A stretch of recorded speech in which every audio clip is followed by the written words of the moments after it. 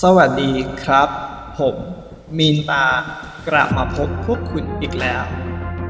เอพิโซดนี้คีย์เวิร์ดข้อ 7 การเรียนรู้ภาษาไทยระยะเริ่มต้นမင်္ဂလာပါခင်ဗျာကျွန်တော်မင်းတာပါခု episode နံပါတ်9 keyword ထိုင်းဘာသာအခြေခံလေ့လာအစီအစဉ်ကျွန်တော်ဖြည့်ရှင်းထားပေးပါကျွန်တော်ကိုထိုင်းလူတွေပြောပြပါภาษาไทยพูดฝึกสม่ำเสมอ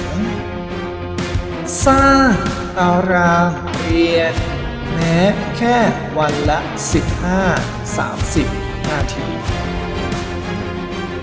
ထိုင်းစကားပြောပုံမှန်လေ့ကျင့်လုပ်ပါဒီနေ့လေ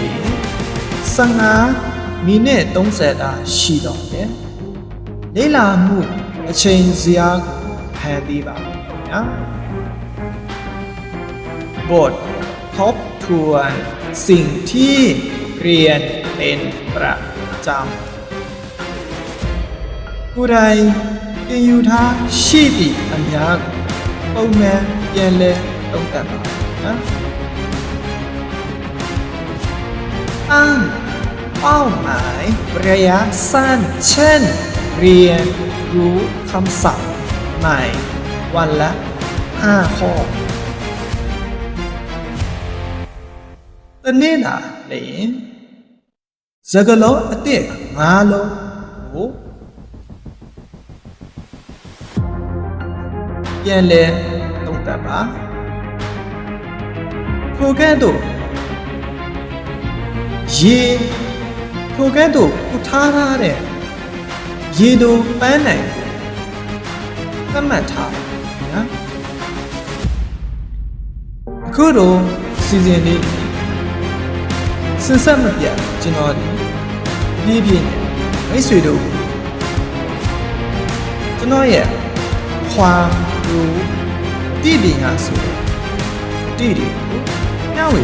ဖြစ်ပါတယ်ကျွန်တော်ရဲ့ page ကိုဝိုင်းရံပြီးနိုင်တော့လိုက်ပါစီခင်ဗျာ